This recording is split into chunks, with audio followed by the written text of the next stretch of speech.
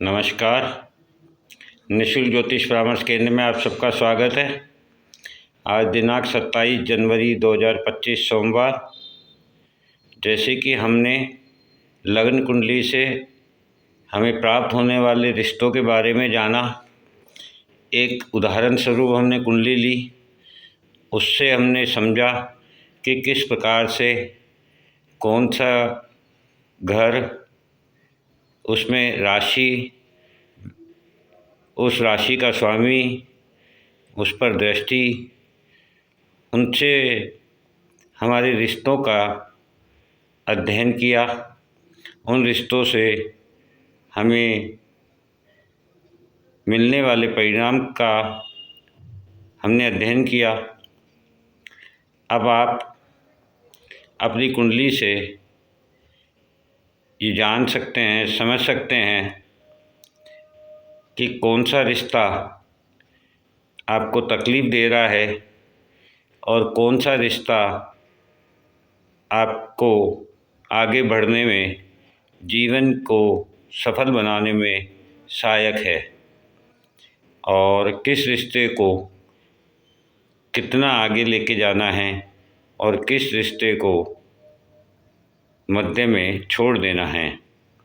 इस प्रकार से हमने ये कुंडली के लग्न कुंडली से अध्ययन किया और उदाहरण स्वरूप इसे समझने का प्रयत्न किया। अब यदि आप समझना चाहते हैं कि इन रिश्तों में जो कि हमें जन्म से मिले हों, कर्म से मिले हों,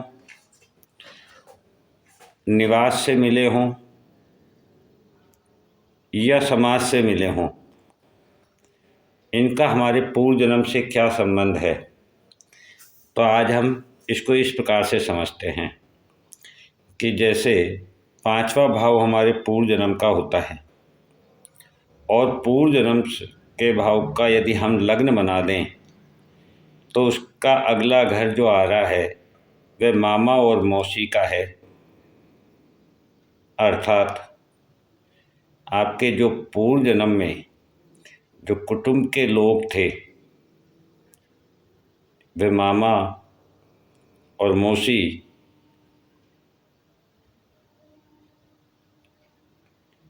थे, और वे इस जन्म में आपको कहाँ प्राप्त हुए हैं। तो जैसे उदाहरण स्वरूप इस कुंडली का अध्ययन करें तो छठे घर में हमारे 8 नंबर राशि लिखी हुई है और 8 नंबर राशि का स्वामी मंगल होता है, और मंगल इसमें उदाहरण की कुंडली में दूसरे भाव में राहु के साथ बैठा हुआ है। अर्थात जो पूर्व जन्म में आपके कुटुंब थे वह इस जन्म में भी आपको कुटुंब के रूप में प्राप्त हुए हैं। और पूर्व जन्म से तीसरा घर छोटे भाई बहनों का, पड़ोसियों का होता है, और इस जन्म में आपके 7वें भाव में 9 नंबर राशि लिखी हुई है और वह आपके 9वें भाव में वह स्थित है। अर्थात पूर्व जन्म में जो आपके छोटे भाई बहन थे, पड़ोसी थे, वे सभी इस बार आपको पितरों के रूप में, पूर्वजों के रूप में प्राप्त हुए हैं, जो आपके ज्ञान और धर्म के लिए प्राप्त हुए हैं। पूर्व जन्म का चौथा घर ससुराल को दिखाता है, और उदाहरण स्वरूप जो कुंडली है इसमें चौथे घर में 10 नंबर राशि है जहाँ शनि और केतु बैठे हुए हैं। केतु हमारी मूल को दिखाते हैं, रूट्स को दिखाते हैं, जड़ को दिखाते हैं, और शनि कर्म को दिखाते हैं, और मकर राशि कर्म की है। अर्थात आपका जो डीएनए है, आपके जो पुनः जन्म लेने की इच्छा है, जो पूर्व जन्म का आपका सुख था वह आपके ससुराल का है। इसी प्रकार से पूर्व जन्म से 5वां भाव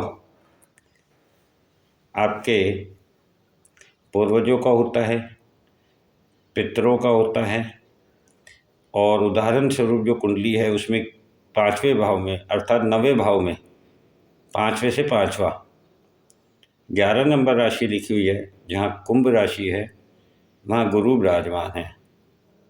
और गुरु 7वें और 10वें भाव के स्वामी हैं। 7वां भाव आपके जीवन साथी का होता है, 10वां भाव आपके पिता का, आपके कर्म क्षेत्र का, आपकी मदर इन लॉ का, आपके सर्वेंट का होता है अर्थात, और 9वां भाव पूर्वजों का, पितरों का होता है। अर्थात आपको जो इस जीवन में जीवन साथी मिले हैं, जो मदर इन लॉ है, जो आपके पिता हैं, जो आपके कर्म क्षेत्र से जुड़े हुए समाज हैं, जो आपके कर्म क्षेत्र से जुड़े हुए अधिकारी हों, आपके अधीनस्थ कर्मचारी हों, ये सभी आपके पूर्वज हैं, पितृ हैं। ठीक इसी प्रकार से पूर्व जन्म से यदि हम 7वां घर देखें तो इस जन्म का वह 11वां भाव है, और उदाहरण की कुंडली में वहाँ 1 नंबर लिखा हुआ है। 1 नंबर के स्वामी मंगल होते हैं, और मंगल इस कुंडली में दूसरे भाव में बैठे हुए हैं। पूर्व जन्म के साथ ने जो 7वां घर है वह बड़े भाई बहनों का है, और आपके 11वें भाव से के स्वामी दूसरे भाव में हैं, राहु के साथ है। अर्थात जो आपके पूर्व जन्म के बड़े भाई बहन थे वह भी आपको इस बार कुटुंब में प्राप्त हुए हैं। ठीक इसी प्रकार से पूर्व जन्म से यदि 8वां घर देखते हैं तो वह चाचा और बुआ का रिश्ता बताते हैं, और इस जन्म में जो आपके उदाहरण स्वरूप कुंडली है उसमें 12वें भाव में अर्थात पूर्व जन्म के 5वें घर से यदि 8वां घर गिनते हैं तो वह 12वां घर आता है। वहाँ 2 नंबर राशि लिखी हुई है, और 2 नंबर राशि के स्वामी शुक्र होते हैं, जो 5वें भाव में ही बैठे हुए हैं। अर्थात पूर्व जन्म के जो आपके चाचा थे, बुआ थी, उन्हीं का एक स्वरूप अभी आप हैं, या आपके प्रेम संबंध हैं, अर्थात आपकी प्रेमिका हो सकती है, आपकी संतान हो सकती है, आपके छोटे भाई बहन हो सकते हैं, आपके पड़ोसी हो सकते हैं। वे पूर्व जन्म में आपके चाचा और बुआ के स्वरूप थे। ठीक इसी प्रकार से पूर्व जन्म से यदि 9वां घर गिनते हैं तो आपका लग्न आता है, ये आप स्वयं हैं, और यहाँ पर 3 नंबर राशि लिखी हुई है। 3 नंबर राशि मिथुन राशि होती है, जिसके स्वामी बुध होते हैं। ये वायु तत्व की होती है।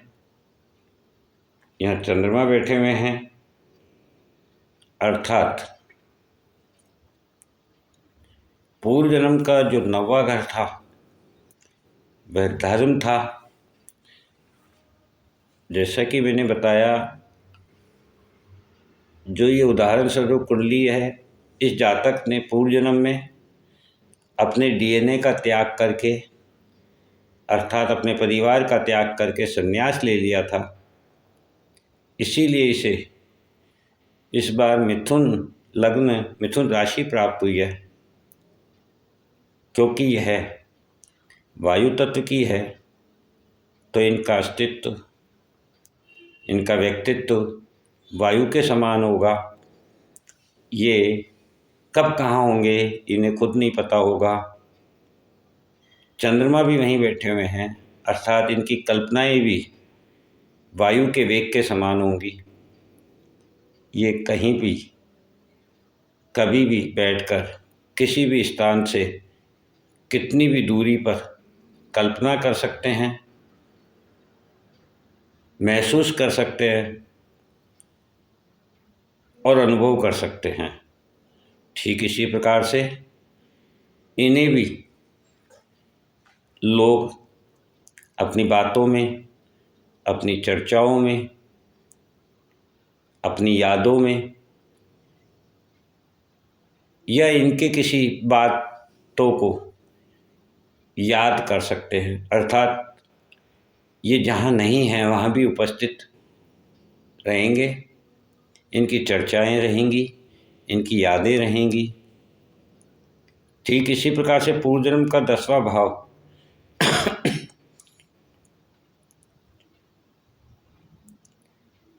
आपके कुटुंब को दिखाता है और आपको कुटुंब के स्वरूप आपके पूर्व जन्म के मामा मौसी और बड़े भाई बहन प्राप्त हुए हैं। ठीक इसी प्रकार से पूर्व जन्म से 11वां भाव आपके छोटे भाई बहन, आपके पड़ोसी को दिखाता है। और इस बार ये जो उदाहरण स्वरूप कुंडली है, इसमें पूर्व जन्म के 5वें भाव से 11वां भाव यदि गिनते हैं तो वह इस कुंडली का 3रा भाव आता है, जहाँ सिंह राशि लिखी हुई है। और सिंह राशि के स्वामी 5वें भाव में ही बैठे हुए हैं, अर्थात इनके जो छोटे भाई बहन हैं, पड़ोसी हैं पूर्व जन्म के, वे इस बार इनके संतान स्वरूप होंगे,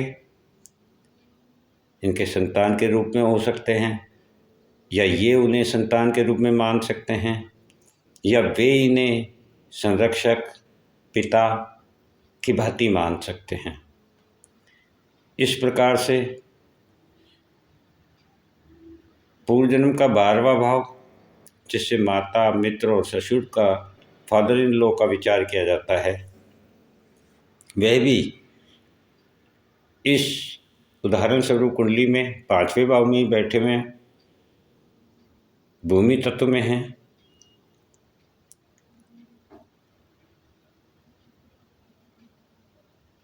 द्वितीय भाव में हैं, अर्थात इस जन्म में जो इनके पूर्व जन्म की माता हैं, मित्र हैं, फादर इन लॉ हैं, उनसे भी इनका रिश्ता अपने संतान स्वरूप है। या तो वे इन्हें संरक्षक फादर के तरह मानते हैं, या ये उन्हें संतान की तरह मानते हैं। इस प्रकार से ये जो हमने उदाहरण स्वरूप कुंडली ली, आपने देखा इनका 5वां भाव पूर्व जन्म इतना मजबूत है कि वह दिखा रहा है कि ये सभी को, चाहे वह पड़ोसी हो, छोटे भाई बहन हो, मित्र हो, माता हो, फादर इन लॉ हो, चाचा बुआ हो,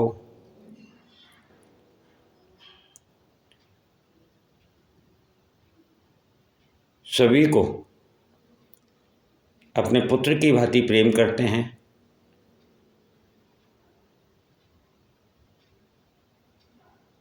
उनका संरक्षक करते हैं।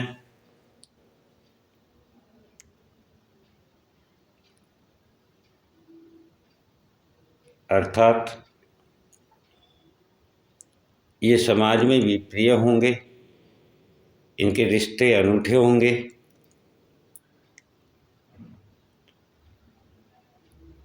लोग इन्हें अपने पिता स्वरूप, अपने संरक्षक स्वरूप, अपने मित्र स्वरूप, अपनी माता स्वरूप, अपने बड़े भाई बहन स्वरूप, अच्छे पड़ोसी स्वरूप प्रेम करेंगे। इनका भी प्रेम इसी प्रकार का होगा। वह भी वायु तत्व का होगा। वायु वह भी इस प्रकार की जो गतिशील होगी, अर्थात ये कब किससे कितना प्रेम करेंगे और कौन इनसे कितना प्रेम करेगा, इसके लिए उनसे मिलना, उनके नज़दीक रहना, उसकी आवश्यकता नहीं है, क्योंकि वहाँ सूर्य भी बैठे हुए हैं और सूर्य पूरे ब्रह्मांड के राजा हैं और वे सभी को बराबर का स्नेह देते हैं, बराबर की ऊर्जा देते हैं, भेदभाव नहीं करते हैं। इसी प्रकार का इनका प्रेम होगा, इसी प्रकार का इनका संबंध होगा। इस प्रकार से आपने इन रिश्तों की गरिमा को समझा, उन रिश्तों के महत्व को समझा, उन रिश्तों से मिलने वाले प्रेम और द्वेष को समझा।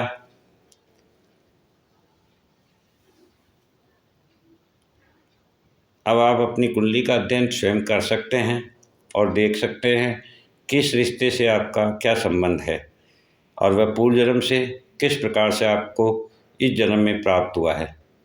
जय हिंद, जय भारत।